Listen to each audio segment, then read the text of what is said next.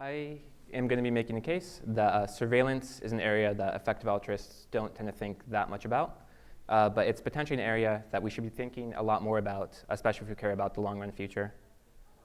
So the way I'm going to make this case is first, I'm going to describe two ways in which the future of surveillance could be quite bad.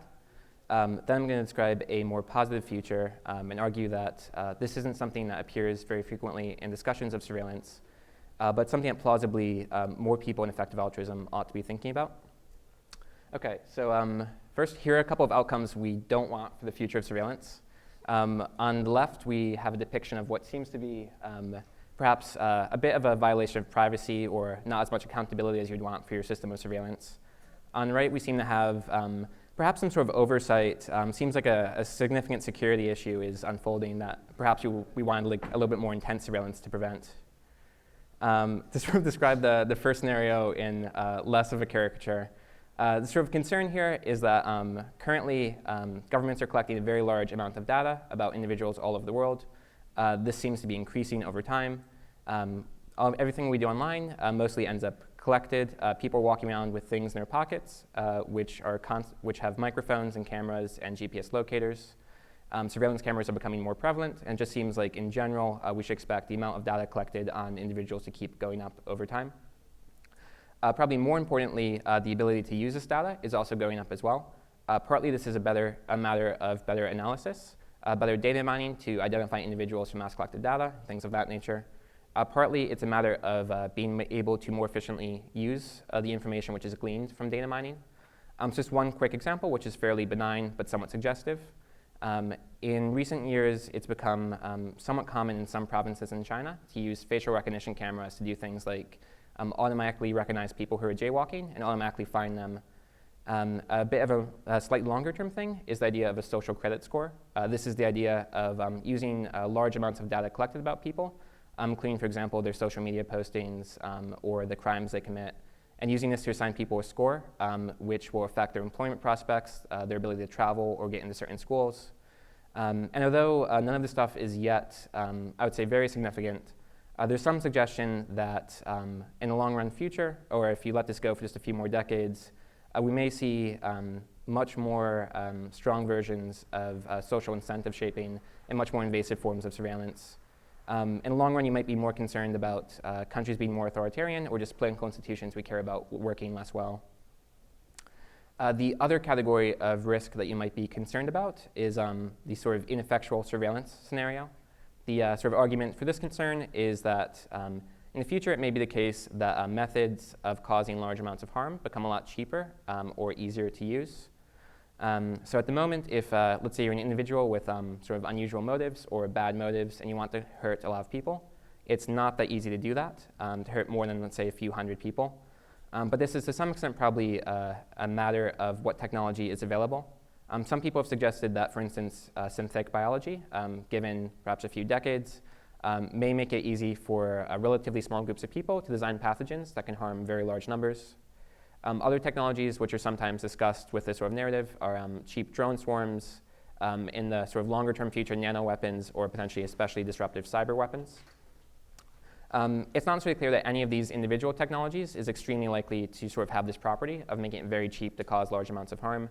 But we can sort of draw an analogy to sort of suggest what the significance of these technologies would be.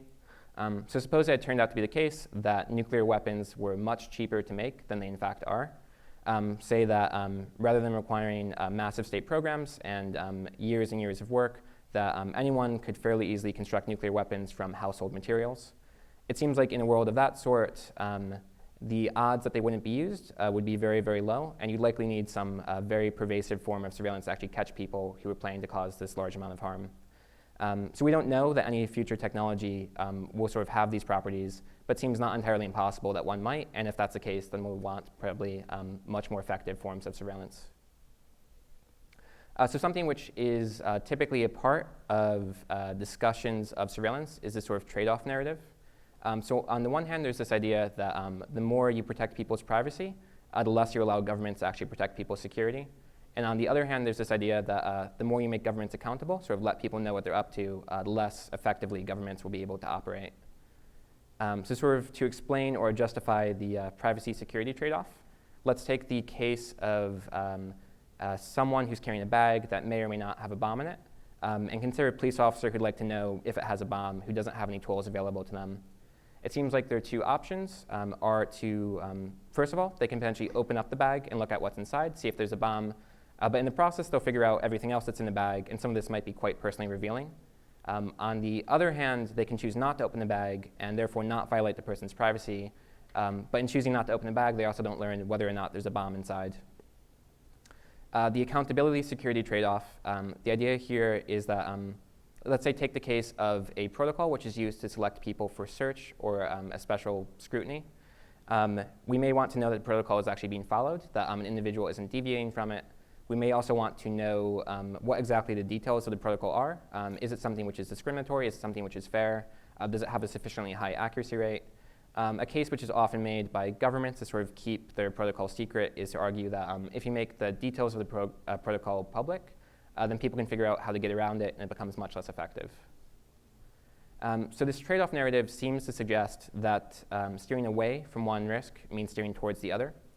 Even if you have the mindset that only one of these two risks is actually credible or of significant importance, then the fact that other people care about the other risk means that there will be political constraints on pursuing solutions to one risk or the other. As sort of an extreme caricature, let's say that you're someone who doesn't care about privacy at all.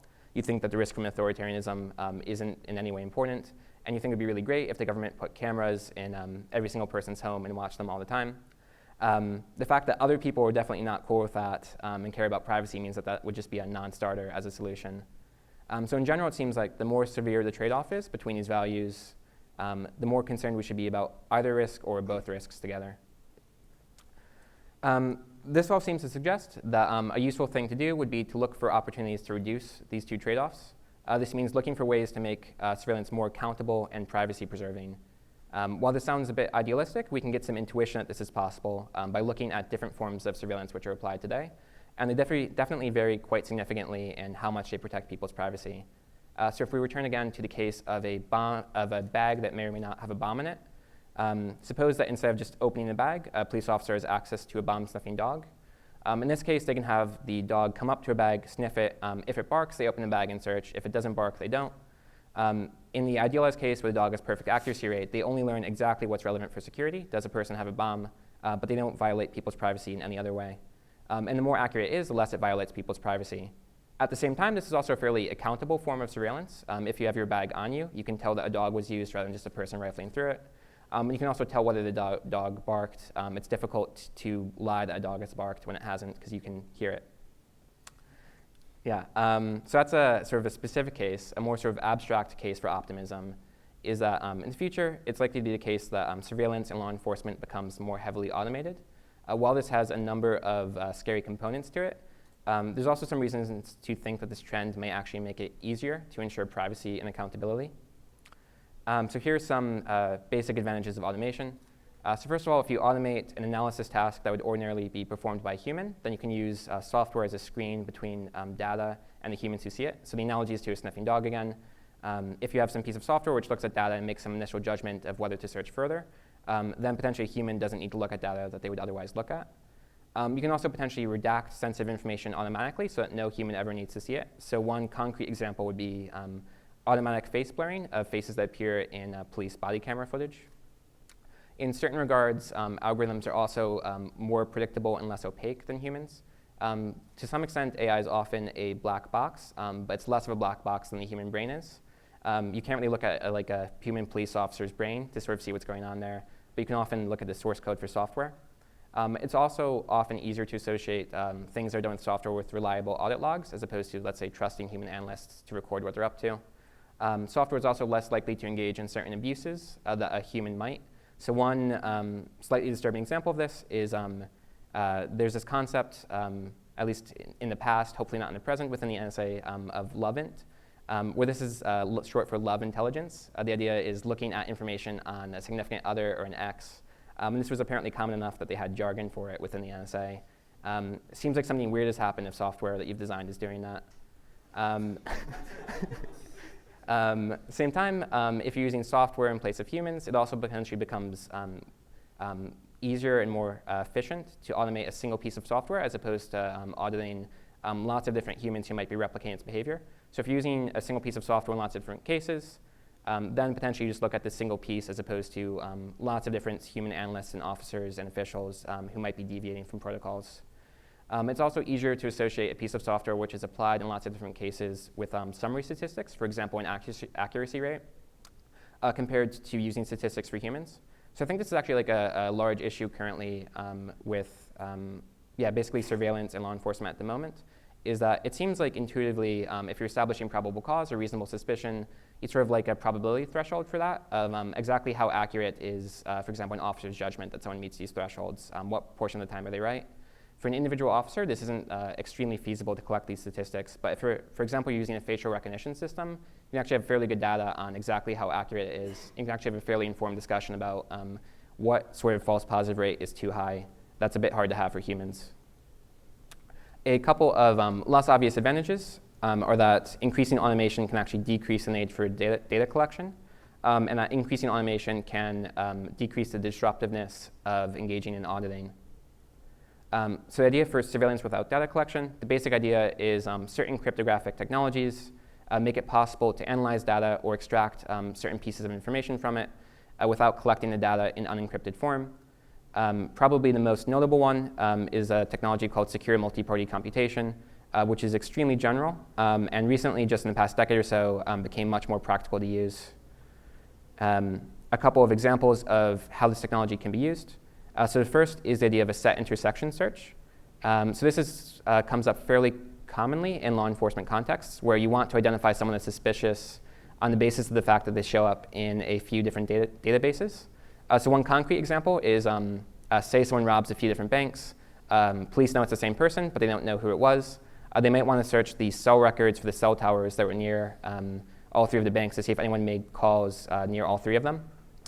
The way you would traditionally do this, and the way this actually historically has been done, is to collect all of the records from these three cell towers, get tens of thousands of people's records, and then comb through them to see if any name pops up 3 times.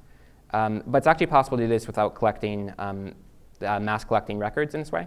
So there's a paper in 2014 that shows how to conduct a search of this sort, where you get out a list of names that appear in all 3 of these databases, but you don't get any other information besides just those names. So rather than collecting tens of thousands of people's information, you collect maybe 1 or 2.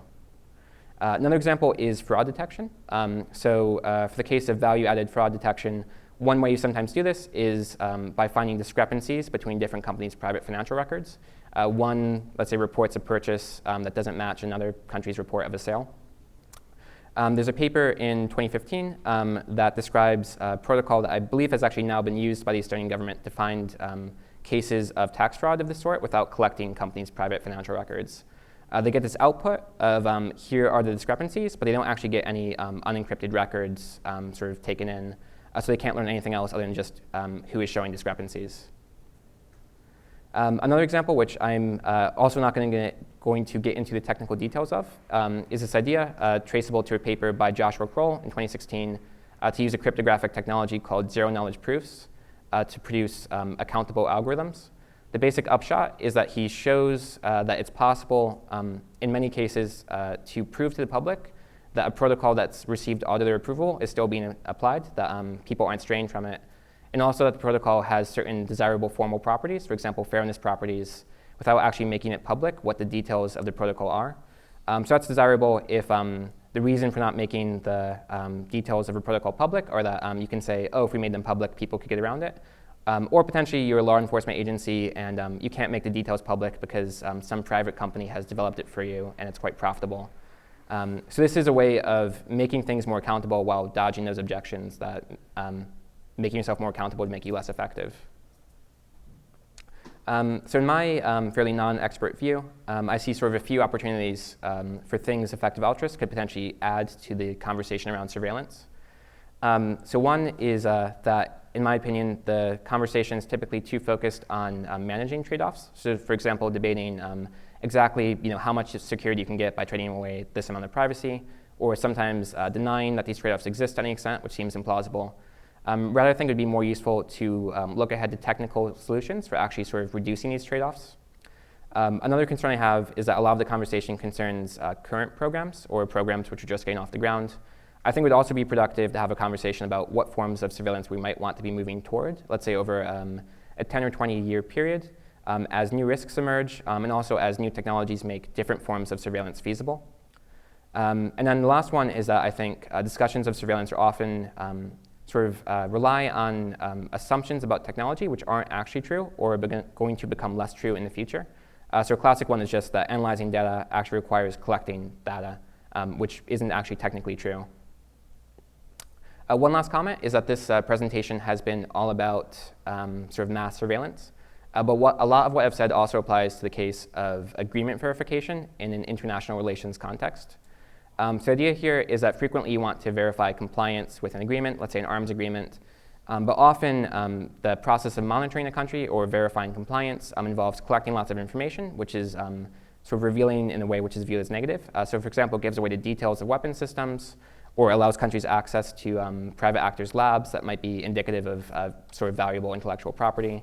And if you can find ways to make more privacy-preserving forms of monitoring in the same way you can make more privacy-preserving forms of surveillance, then this could potentially reduce a bottleneck on the ability to actually reach international agreements. And this is also something that seems to intersect a lot with existing effective altruist concerns around global catastrophic risks and governance of emerging technologies. So just in closing, in the future, surveillance might threaten institutions that we care about, or it might fail to protect us from new threats. It seems like there's some sort of trade-off between addressing these risks, but these trade-offs also don't seem to be immutable. There's some hope that in the future, technological progress can help reduce these for us. So therefore, it seems like the project of pursuing accountable privacy-preserving surveillance, while not something that many people are engaging in at the moment, might be something that more effective altruists want to look into or signal boost in conversations around surveillance. I'm going to be giving, I believe, in office hours at 10:30 a.m. tomorrow, if anyone wants to talk more about that. And I'm also just generally free to talk if anyone has any interest. Yeah, thank you so much.